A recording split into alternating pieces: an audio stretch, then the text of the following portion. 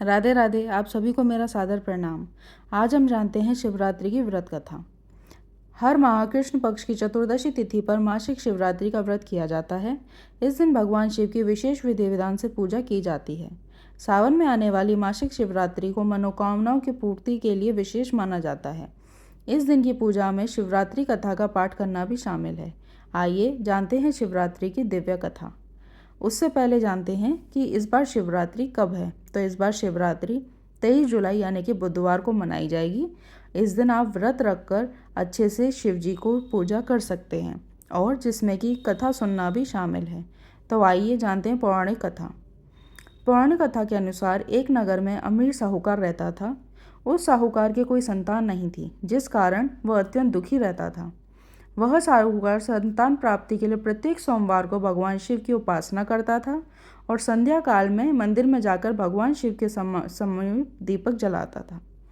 उसकी भक्ति को देखते हुए एक दिन माता पार्वती ने भगवान शिव से कहा कि आप अपने सच्चे भक्त को संतान प्राप्ति का वरदान क्यों नहीं देते। तब भगवान शिव कहते हैं कि साहूकार को पिछले जन्म के कर्मों से संतान प्राप्ति नहीं हो रही है, लेकिन माता पार्वती भगवान शिव से आग्रह करने लगी कि वह साहूकार को संतान प्राप्ति का वर दें।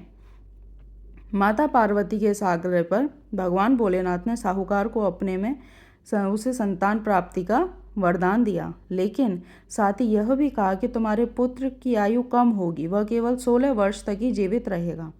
साहूकार को यह सुनकर बहुत खुशी हुई, लेकिन साथ ही संतान को कुछ समय बाद खोने के विचार से वह चिंतित भी हो गया। उसने पूरी बात अपनी पत्नी को बताई। कुछ समय बाद साहूकार की पत्नी गर्भवती हो गई और उसने एक सुंदर पुत्र को जन्म दिया। उन्होंने अपने पुत्र का नाम अमर रखा। जब अमर 11 वर्ष का हुआ तो साहूकार ने उसे अपने मामा के साथ शिक्षा ग्रहण करने के लिए काशी भेज दिया। साहूकार ने पुत्र को कुछ धन भी दिया और कहा कि रास्ते में ब्राह्मणों को भोजन अवश्य कराना। इसके बाद दोनों मामा भांजे यात्रा करते हुए विश्राम के लिए एक राज्य में रुके। जिस राज्य में वह रुके वहाँ पर एक राजकुमार और राजकुमारी का विवाह हो रहा था, लेकिन वह राजकुमार कांड़ा था और यह बात किसी को नहीं पता थी। राजकुमार के पिता को इस बात की चिंता हुई कि अगर राजकुमारी को यह बात पता चल गई तो वह विवाह नहीं करेगी। तब उस राजकुमार के पिता ने साहूकार के पुत्र को देखकर उससे राजकुमार की जगह मंडप पर बैठने का आग्रह किया। अमर ने उस राजा की बात मान ली और मंडप पर बैठ गया। इस प्रकार राजकुमारी और अमर से विवाह हो गया। विवाह के बाद बालक अपने मामा के साथ काशी में चला गया और जाते जाते उसने राजकुमारी को सारी बात बता दी। सच जानकर राजकुमारी ने उस राजकुमार के साथ जाने से मना कर दिया। कुछ समय बाद वह बालक 16 साल का हो गया। तब उसके मामा ने एक यज्ञ का आयोजन किया। यज्ञ के बाद उन्होंने ब्राह्मणों को भोजन कराया और दान दक्षिणा दी।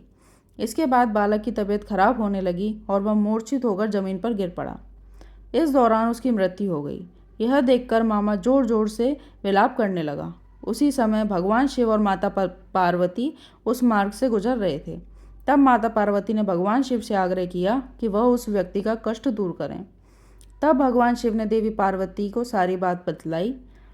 तब माता पार्वती ने कहा कि इस बालक का पिता पिछले 16 वर्ष से सोमवार व्रत रख रहा है और आपके समक्ष दीप जलाता है। कृपा आप इसके दुखों को दूर करें। माता पार्वती की यह बात सुनकर भगवान शिव ने अमर को जीवन का वरदान दिया। यह देखकर उसके मामा को अति प्रसन्नता हुई। जब वह दोनों काशी से वापस घर जाने लगे तो रास्ते में उन्हें वही राजकुमारी मिली जिससे अमर का विवाह हुआ था। राजकुमारी अमर को देखकर तुरंत पहचान गई और राजा ने भी प्रसन्नतापूर्वक अपनी पुत्री को अमर के साथ विदा कर दिया। वहीं दूसरी ओर साहूकार और उसकी पत्नी यह सोचकर बहुत दुखी थे कि 16 वर्ष के बाद उनके पुत्र की मृत्यु हो जाएगी, लेकिन जब उन्होंने देखा कि उनका पुत्र अपनी वधू के साथ सुरक्षित घर आ रहा है तो उनकी खुशी का ठिकाना नहीं रहा। इस प्रकार भगवान शिव की अत्यंत और निरंतर उपासना से साहूकार को न केवल पुत्र की प्राप्ति हुई बल्कि उसे जीवन दान भी मिला। जिस प्रकार भगवान शिव ने साहूकार की इच्छा सुनी, उसी प्रकार आप सभी की मनोकामनाओं को भी भगवान शिव जरूर पूर्ण करेंगे। हर हर महादेव, हर घर महादेव। जय जय श्री राधे श्याम।